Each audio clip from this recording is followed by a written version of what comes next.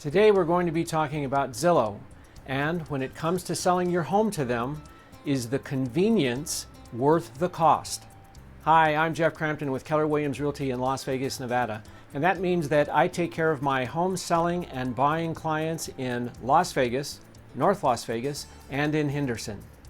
In this video, I'm going to give you 4 reasons to consider selling your home to Zillow, and then I'm going to give you 4 reasons to consider not selling your home to Zillow. I recently had the opportunity to experience the Zillow's offers firsthand.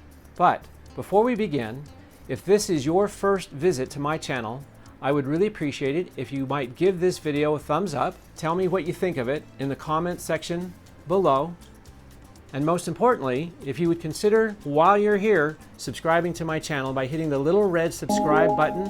Also, click on the bell if you want to be notified the next time I post a video. Thank you very much. I really do appreciate it. So let's get started.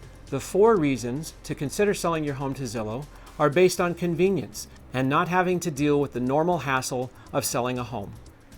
Reason number 1 is the convenience of not holding an open house. I mean, seriously, who wants to hold an open house? Even though this one kind of speaks for itself, let me just say that only 7% of the homes that are sold via an open house. And not only via an open house and/or a yard sign. So it's actually less than 7% of homes sold are sold with an open house. That means that over 93% of the time, an open house is not going to sell your home. And reason number 2 is not having to clean up and declutter your home and put away all of the normal stuff you use every day so that your counters and your bathrooms are always neat and tidy. And keeping your home extra clean just in case somebody wants to come by and see it. Reason number 3 is the inconvenience of when somebody calls suddenly, unexpectedly, and wants to drop by and see your home. Hey, they're just happen to be in the neighborhood. It'll only take a minute. Can they come by and take a quick look? Nobody wants that phone call.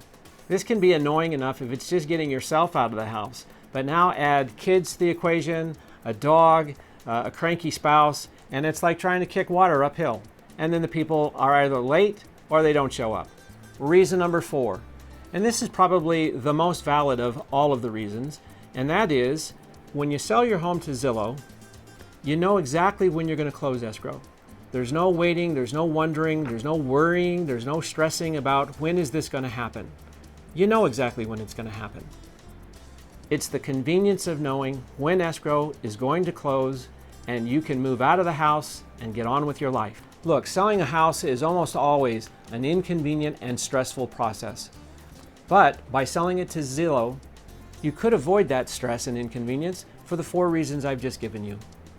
The reasons that you may not want to sell your house to Zillow are all about the money, about the cold hard cash, about the primo dinero, about the proceeds that you're going to net when you close escrow. How much money winds up in your pocket? For the 4 reasons not to sell your house to Zillow, I'm going to include the actual numbers involved with the sale of my client's home. Pay particular attention to the convenience versus cost factor in not selling your house to Zillow. Reason number 1 is that Zillow makes low ball offers that are non-negotiable.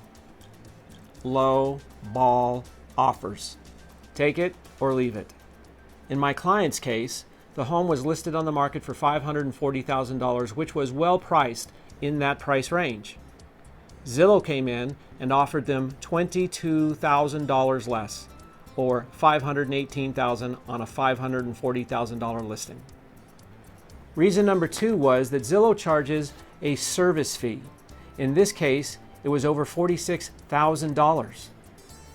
Reason number 3 was, besides the lowball offer, $22,000 less than the list price, and the $46,000 service credit, Zillow also required that the sellers pay over $14,000 in contributions to fixing the house up.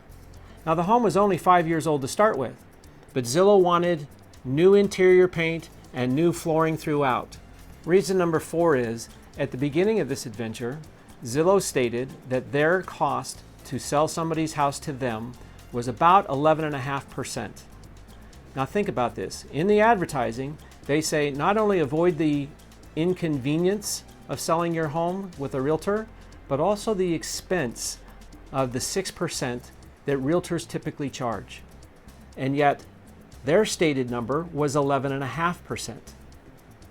However, that is not exactly accurate because Zillow bases that 11.5% number off of the service credit and the seller contribution to repairs from the $518,000 price. What's not included in there is the fact that the $518,000 was off of the $540,000 list price.